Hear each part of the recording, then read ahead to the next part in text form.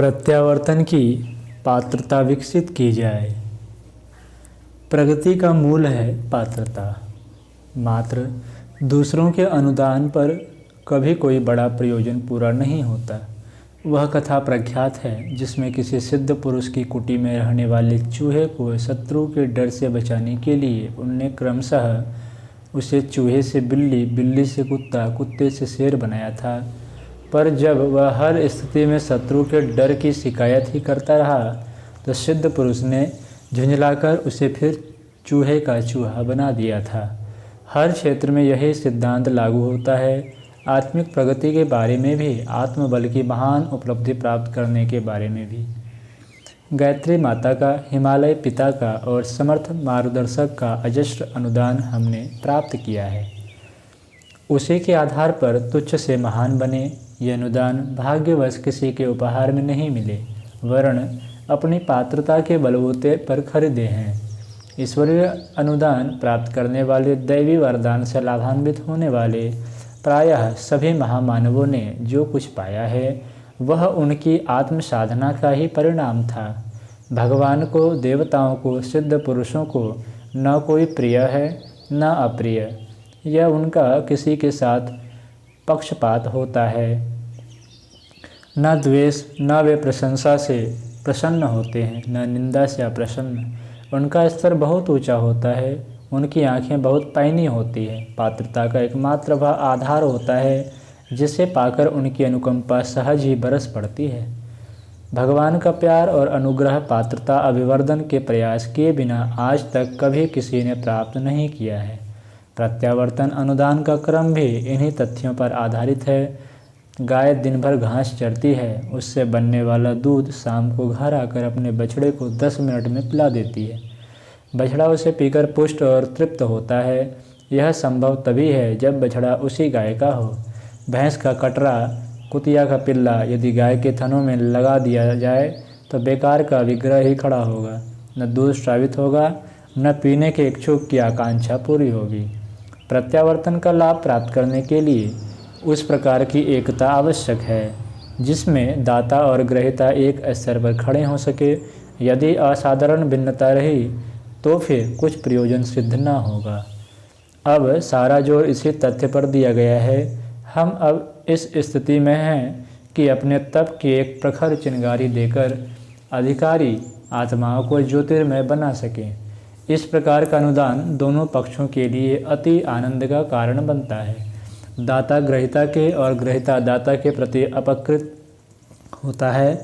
बछड़ा अनुग्रहित होता है, न कि उसे माता का स्नेह और दूध अनायास ही मिला। गाय प्रसन्न होती है कि उसके थनों का तनाव दूर हुआ। प्रेम पात्र के आधार पर अपना आंतरिक उल्लास विकसित कर लेता है। पुत्र को पिता से लाभ है और पिता की तृप्ति पुत्र से होती है। पत्नी को पति चाहिए और पति के बिना पत्नी अधूरी रहती है। इस पारस्परिक प्रत्यावर्तन में एक ही प्रधान अवरोध है, सजातीयता का अभाव। विजातीय पदार्थ एक दूसरे में मिलते नहीं। रक्तदान तभी संभव होता है जब ग्रहीता और दान का रक्त एक ही वर्ग का हो। भिन्न वर्ग के रक्त का प्रत्यावर्तन तो उल्टी प्रतिक्रिया उत्पन्न कर सकता है। रामकृष्ण परमहंस के अनेक शिष्य थे। अपने को अनुयायी, सेवक, भक्त, शिष्य कहने वालों की संख्या हजारों तक पहुंच गई थी, पर कहने भर से कुछ काम नहीं चला। परमहंस निरंतर व्याकुल रहे कि कम से कम एक व्यक्ति तो ऐसा मिल जाए जिसे अपनी कमाई हस्तांतरित करके जी में संतोष किया जा सके। बड़ी कठिनाई से वे एक विवेकानंद ढूंढ सकने में सफल हुए। जब सत्पात्र मिल गया तो उनकी खुशी का ठिकाना न रहा। शिष्य को कुछ कहने मांगने की आवश्यकता न पड़ी। गुरु का जस्ट अनुदान बरसता ही चला गया। छत्रपति शिवाजी को समर्थ गुरु रामदास ने भोलेपन में या मस्ती की लहर में ही अपना संचित तप उड़ेल नहीं दिया था, वरन अपने हजारों शिष्यों में से ढूंढते ढूंढते इस हीरे को पाया और जब उनकी मर्जी का पत्थर मिल गया तो ऐसी प्रतिमा गढ़नी आरंभ कर दी कि उसे देखने वाले अवाक रह गए। शिवाजी की मूर्ति गढ़ने में रामदास को कितनी प्रसन्नता हुई होगी, इसका अंदाज अनुमान कोई विरला ही लगा सकता है। लॉटरी पाने के इच्छुक कितने ही रहते हैं। किसी अमीर का दत्तक पुत्र बनने की कितनों की ही इच्छा आकांक्षा रहती है। धनी मानी के घर जन्मने वाले बच्चे भाग्यवान माने जाते हैं, क्योंकि उन्हें सहज ही इतना बड़ा उत्तराधिकार संपदा मिल जाता है, और जितने का उपार्जन संभवतः वे कठोर श्रम करते हुए भी जिंदगी भर नहीं कर पाते। अध्यात्म क्षेत्र में भी इसी प्रकार के सुख सुविधा भरे अनुदान की पूरी गुंजाइश है। ये उपलब्धियां अनायास से नहीं मिल जाती, इनके लिए तप करना पड़ता है। अन्न से कोठे भर लेने में सफलता प्राप्त करने वाले किसान को 1 वर्ष तक सर्दी गर्मी वर्षा का प्रहार प्रकोप सहते रहने की, रात और दिन में अंतर न करने की, कठोर श्रम से स्वेद बिंदु बहाने की साधना करनी पड़ती है। इस तप साधना के वरदान स्वरूप ही उसे अन्न धन से सुसंपन्न बनने का अवसर मिलता है। विद्यार्थी सारा मनोयोग समेटकर पाठ्य पुस्तकों में तन्मय हो जाता है। 10 वर्ष तक उसी लक्ष्य भेद में एकाग्र रहता है, तब कहीं स्नातक बनने का सम्मान और उस आधार पर उच्च पद प्राप्त करता है। फल और फूलों से लदा बगीचा देखने के लिए माली लंबी अवधि तक अपने प्रयास में जुटा रहता है। वरदान प्राप्त करने वाले सौभाग्यशाली लंबी अवधि तक तप करते हैं। इस सनातन प्रक्रिया का और कोई विकल्प नहीं। पात्रता की परीक्षा दिए बिना विभूतियों का वरदान प्राप्त कर सका हो, ऐसा व्यक्ति कहीं भी कोई भी कभी भी नहीं हुआ। जिस प्रत्यावर्तन अनुदान की चर्चा पिछले पृष्ठों में हुई है, वह साधारण नहीं असाधारण है। इसे महाकाल की आकांक्षा अभिलाषाओं का सार तत्व कहना चाहिए, जो हमें वर्तमान कार्यक्षेत्र से ऊंचे उठकर अधिक व्यापक अधिक महत्वपूर्ण स्तर के उत्तरदायित्व वहन करने के लिए अन्यत्र घसीट लिए जा रहे हैं। जो कार्य अब तक स्वयं किया जाता रहा है, उसकी जिम्मेदारियां दूसरों के कंधे पर डालना आवश्यक हो गया है। यह तभी संभव हो सकता है जब उसी स्तर के दूसरे व्यक्ति सामने आए जिसके वे पात्र हैं। हाथी का हौदा हाथी ही उठा सकता है। व्यक्तित्व की उच्च स्तरीय गरिमा के कारण ही इतने बड़े कार्य संभव हो सके हैं। हल्के स्तर के लोग इतने बोझ से चरमरा जाते हैं। आगे जो उतना बोझ उठा सके उसका स्तर भी तदनुरूप ही होना चाहिए। यह कैसे संभव हो ताकि वह प्रवाह और भी अधिक तीव्र गति से बह चले, जिसे भगीरथ जैसे तप करके गहन गह्वर से छोटे रूप में बहाकर यहाँ तक लाया गया है। इस आकांक्षा की पूर्ति के लिए 2 आधार हैं, एक दाता की क्षमता, दूसरा ग्रहीता की पात्रता। बिजली के 2 तार मिलने से ही शक्ति उत्पन्न होती है। एक पक्ष अधूरा है, नर नारी के युग्म से ही दाम्पत्य जीवन का उल्लास विकसित होता है। गाड़ी के 2 पहिए ही गति उत्पन्न करते हैं। एक पंख वाला पक्षी आकाश में नहीं उड़ सकता। प्रत्यावर्तन के लिए भी दोनों पक्षों की उपयोगिता समान रूप से है। इससे पूर्व कभी इस अनुदान पर जोर नहीं दिया गया, कारण कि सूत्र संचालक सत्ता स्वयं प्रेरित प्रयोजनों में संलग्न थी। युग निर्माण, परिवार का संगठन और जनसाधारण की बहुमुखी गतिविधियों का संचालन, यही तो सौंपा गया था प्रधान कार्य था। उसके भेद उपभेद क्रियाकलाप अनेक थे।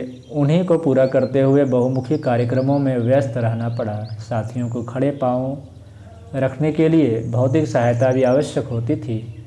उन दिनों उसी में समूची साधना उपासना का उपार्जित पुण्यफल खर्च हो जाता था। प्रत्यावर्तन के लिए जिस उच्च कोटि की शक्ति की आवश्यकता पड़ती है, उसे प्राप्त करने में उग्र तपश्चर्या करनी पड़ती है।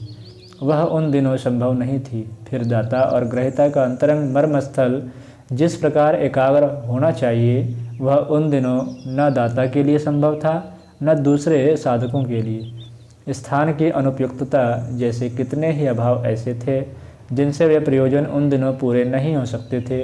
अस्तु कभी उस तरह का प्रयास भी नहीं किया गया। यद्यपि समर्थ उत्तराधिकारियों की आवश्यकता तलाश उन दिनों भी इतनी ही तत्परता पूर्वक की जाती रही, पर सुयोग बन ही नहीं सका। अब वह अवसर आया है जब सारी तैयारी पूरी कर दी गई है। स्थान और वातावरण की जो उपयुक्तता आवश्यक थी वह भी बन गई। 7 ऋषियों की वह तपस्थली जिसकी अक्षुण्णता बनाए रखने के लिए भगवती भागीरथी को 7 धाराओं में विभक्त होना पड़ा, अपनी महिमा और महत्ता अभी भी अक्षुण्ण बनाए हुए हैं। ऐसे स्थान पर बना हुआ शांति कुंज अभिष्ट प्रयोजन की पूर्ति में सर्वथा समर्थ है। आवश्यकता, उपयुक्तता, समर्थता के 3 पक्ष अपने प्रखर रूप में विद्यमान हैं। कमी केवल एक ही रह गई है, वह है ग्रहिता की पात्रता।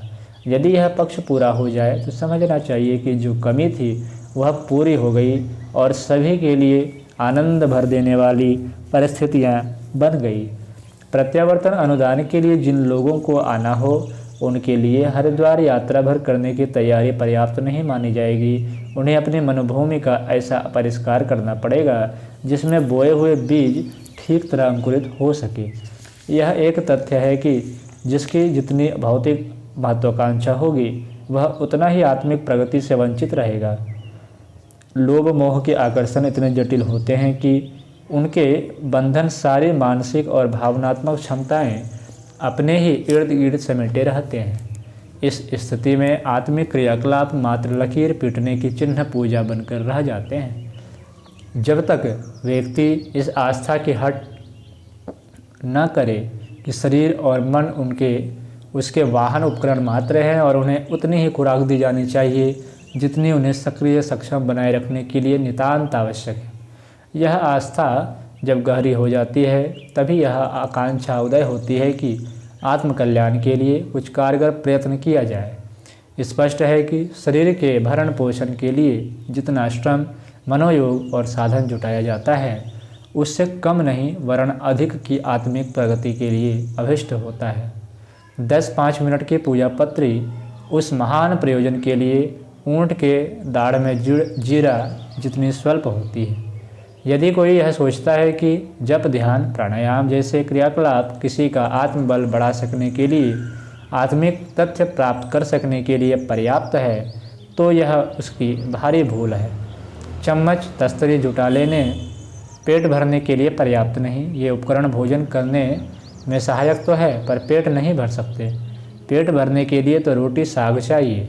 पूजा पाठ चम्मच तस्तरी के बराबर है और दृष्टिकोण का परिष्कार आंतरिक स्तर दाल रोटी की तरह है। हम देखते हैं कि पूजा उपासना में सब प्रकार चौकस व्यक्ति भी जब सर्वथा खाली हाथ दिखते हैं तो उसका एकमात्र कारण इतना ही है कि उनने अंतःकरण के परिष्कार और दृष्टिकोण को उदात्त बनाने की आवश्यकता अनुभव नहीं की, उस और कदम नहीं बढ़ाए। जिन्हें वस्तुतः आत्मिक प्रगति की आकांक्षा है उनसे सदा एक ही बात कही जाती रही है कि अपने को शरीर नहीं आत्मा माने। शरीरगत तृष्णाओं की पूर्ति पर अपना सर्वस्व निछावर न करें, आत्मा की भोग और आकांक्षा को भी कुछ समझें। उनके लिए भी कम से कम इतना प्रयास तो करें ही जितना कि अपने वाहन शरीर और मन को सुखी संतुष्ट बनाने के लिए करते हैं। इसके लिए रोली चंदन पुष्प धूप काफ़ी नहीं बल्कि समय श्रम मनोयोग धन आदि जो कुछ भी महत्वपूर्ण आपके पास है उनका अधिक से अधिक भाग आत्मकल्याण के लिए आत्मिक प्रगति के लिए लगाया जाना चाहिए। शरीर और आत्मा का मूल्यांकन जिस तुलनात्मक अनुपात में किया जाए उसी अनुपात से यह निर्णय किया जाए कि शारीरिक आवश्यकता की पूर्ति में जितना किया जा रहा है उसकी अपेक्षा आत्मा की आवश्यकता पूरी करने के लिए कितना किया जाए। हम इसी कसौटी को लेकर अपनी जीवन यात्रा पूरी करते रहे हैं। अपने प्रतिभा विद्या शारीरिक मानसिक क्षमता संपदा आकांक्षा का जितना भाग शरीर परिवार के लिए खर्च हुआ उसकी तुलना में आत्मा की भूख बुझाने के लिए 1000 गुना अनुदान अर्पित किया है। यही है असली जीवन साधना जिसके पृष्ठभूमि पर गायत्री महापुरुष चरणों का बीजारोपण कल्प वृक्ष की तरह उगा और फला फूला। यही राजमार्ग सबके लिए है। भौतिक स्वार्थपरता के सड़े कीचड़ में आकंठ मग्न लोग सिर पर चंदन और गले में रुद्राक्ष धारण करके यदि आत्मिक प्रकाश का स्वप्न देखते हों तो यह उनकी मृग तृष्णा मात्र ही सिद्ध होगी। आत्मिक पात्रत्व की कसौटी यही है कि व्यक्ति की आकांक्षाएं अभिलाषाएं योजनाएं गतिविधियां आदर्शवादी उत्कृष्टता की ओर चल रही हैं या नहीं। मनुष्य अपने पुरुषार्थ की कमाई का लाभ अपनी भौतिक सुख सुविधाओं के रूप में उठा सकता है। दैवी अनुकंपा का प्रयोजन तो मात्र लोक मंगल होता है। व्यक्तिगत स्वार्थ साधनों के लिए यदि कोई दैवी अनुग्रह को खर्च कर डाले तो वह अमानत में खयानत जैसी बात हो जाएगी। महामानव भगवान से बहुत कुछ पाते हैं पर उसकी एक एक बूंद परमार्थ प्रयोजनों में ही खर्च करते हैं। हमने अपने गुरु के अनुदान में से ईश्वरीय वरदान में से कभी एक कण भी अपने या अपने परिवार के लिए खर्च नहीं किया। यदि उन उपलब्धियों को अपने स्वार्थ साधनों में खर्च करते तो स्पष्ट है कि दूसरों की तरह हमें भी खाली हाथ ही रहना पड़ता। पात्रता की परिभाषा में इतना कुछ कहा गया है कि ध्यानपूर्वक पढ़ा, समझा और मनन किया जाना चाहिए, उस पर ध्यान दिया जाना चाहिए और अपनाया जाना चाहिए। शब्द आडंबर के रूप में नहीं, सच्चाई के साथ गहरी आस्था के रूप में। ऐसा आसानी से किया जा सकता है। इसमें न तो कोई कठिनाई है न अड़चन। यह आशंका भी व्यर्थ है कि आदर्शवादी जीवन कठिनाइयों से भरा है। सादगी को अपनाने भर से काम सहज ही चल जाता है। दृष्टिकोण में अंतर आते ही सामान्य भौतिक गतिविधियाँ सरलतापूर्वक चलते हुए आत्मिक प्रगति का क्रम भली प्रकार चलता रह सकता है। मिशन के सूत्र संचालक इसके प्रत्यक्ष प्रमाण हैं, जिनने साधारण गृहस्थ का सामान्य जीवन जिया पर उच्च आदर्श अपनाए रहकर उच्च स्तरीय आत्मिक प्रगति का लक्ष्य भी पूरा कर लिया। यह रास्ता उन सबके लिए खुला पड़ा है जिनमें वस्तुतः आत्मिक प्रगति की आकांक्षा जग पड़ी हो। युग निर्माण अभियान यूँ एक आंदोलन सरीखा दिखता है, पर वस्तुतः वह युग साधना है। यदि आध्यात्मिक दृष्टिकोण से देखा जाए तो उसे विशुद्ध योग साधना एवं तपस्या ही कहा जा सकता है, और भी अधिक गंभीरता से देखा जाए तो उसे सामान्य उपासना साधना की अपेक्षा कहीं अधिक उच्च स्तर का माना जा सकता है। प्रचलित योग साधनाओं का लक्ष्य व्यक्ति विशेष की स्वर्ग मुक्ति सिद्धि जैसी सफलताएं प्राप्त करना रहता है और आत्म प्रयोजन के लिए कायक कष्ट सहा जाता है। युग साधना में आपा भुलाया जाता है और विश्व कल्याण को लक्ष्य रखा जाता है। अस्तु उसकी परमार्थ परायण विशेषता न केवल साधक के लिए कल्याणकारी होती है वरन समस्त विश्व की ही साधना करती है। इस विशेषता के कारण उसका स्तर भी ऊंचा होना चाहिए। कोई समय था जब सभी लोग उत्कृष्ट स्तर के होते थे। किसी की सेवा सहायता करने की न तो आवश्यकता पड़ती थी और न गुंजाइश रहती थी। तब लोग व्यक्तिगत स्तर बढ़ाने के लिए साधनाएं करते थे। आज की स्थिति सर्वथा भिन्न है। यह आपत्ति काल है। अनाचार और अज्ञान ने तूफान भूकंप जैसी स्थिति पैदा कर रखी है। दुर्बुद्धि महामारी की तरह फैल पड़ी है। ऐसे विषम समय में व्यक्तिवाद साधनाएं है ही ठहराई जाएगी। वर्तमान परिस्थितियां ऐसे साधना के लिए ही उपयुक्त हो सकती है जिसमें लोक मंगल जुड़ा हुआ हो। युग निर्माण योजना की गतिविधियों को दूसरे शब्दों में आत्मकल्याण और विश्व कल्याण के सम्मिश्रित युग साधना कह सकते हैं। इसे जिस भी कसौटी पर कसा जाए उच्च स्तरीय आत्मकल्याण की ऐसी साधना ही ठहराई जाएगी जिसमें विश्व कल्याण भी अविच्छिन्न रूप से जुड़ा हुआ हो। अपने परिजनों में से प्रत्येक से यह आशा की गई है कि उसे अपने समय, श्रम और साधनों में से एक अंश अनिवार्य रूप से लोकमानस के भावनात्मक नवनिर्माण में लगाना चाहिए। यह लकीर पीटने के लिए अत्यंत श्रद्धा भावना से किया जाना चाहिए। आरंभ स्वल्प से भले ही किया जाए पर लक्ष्य अधिकाधिक उत्सर्ग का रहना चाहिए।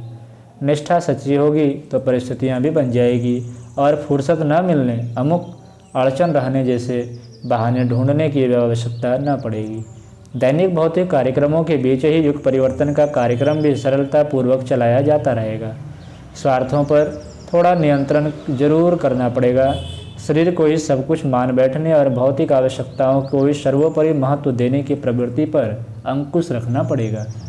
यहीं से आत्मनिग्रह शुरू हो जाता है। विवेक के जागरण की कसौटी यह है कि तथाकथित प्रियजनों की इच्छा पर कठपुतली बनकर नाचते रहा जा रहा है या स्वतंत्र चिंतन द्वारा आत्मकल्याण और विश्व कल्याण के महान उत्तरदायित्वों को भी अपनी गतिविधियों में सम्मिलित किया जा रहा है।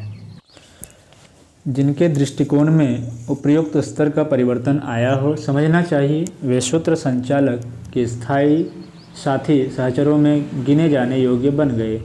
प्रत्यावर्तन अनुदान के लिए उनकी पात्रता विकसित हो चली।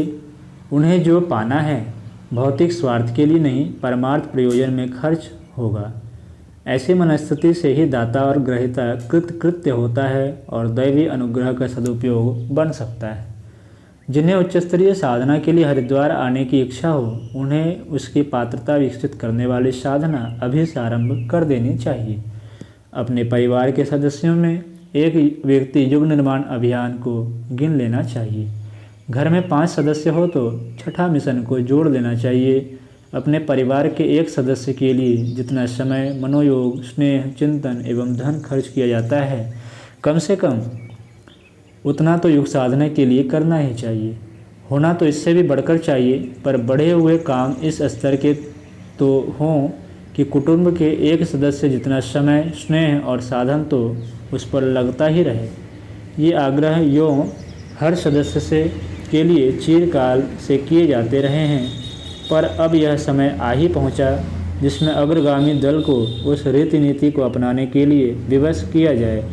हमें इसी प्रकार विवश किया गया और हमने बिना आगा पीछा सोचे, बिना बहानेबाजी किए अपने मार्गदर्शक के संकेतों पर चलना आरंभ कर दिया। प्रत्यावर्तन की पृष्ठभूमि यही है, केवल प्राप्त करने की लालसा उग्र रहे और देने की कृपणता बनी रहे तो उससे कुछ काम चलने वाला नहीं है। युग साधना का स्वरूप क्या हो, इसकी एक झांकी इस खंड में प्रस्तुत है। इसमें उन्हीं उपायों की चर्चा है जिन्हें अपनाकर इस स्थान तक पहुंचा गया है। प्रसन्नता की बात है कि पाठक इसे ध्यानपूर्वक पढ़ेंगे और गंभीरतापूर्वक अपनाएंगे। साधना क्षेत्र में जिन्हें उतरना है उन्हें युग साधना अपनानी चाहिए।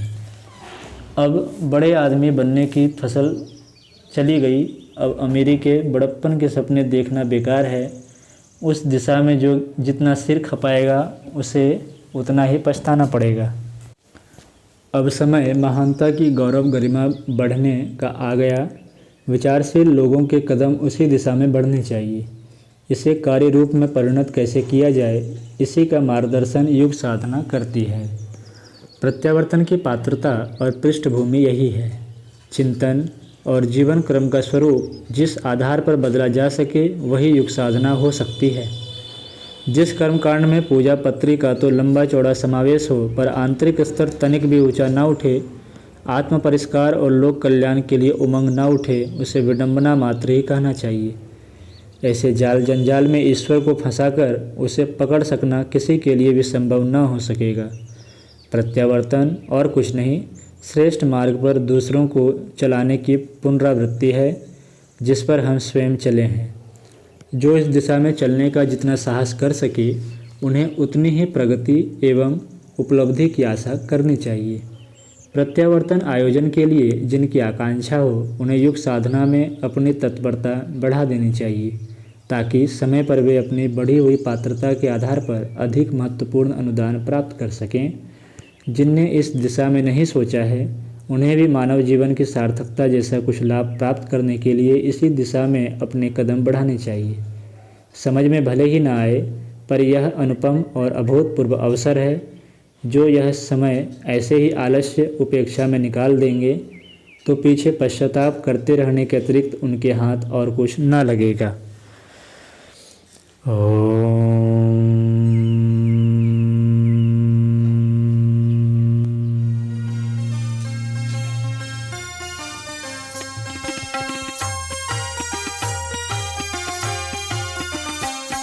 चलो गुरुदेव के सपने सजाने की शपथ ले लें।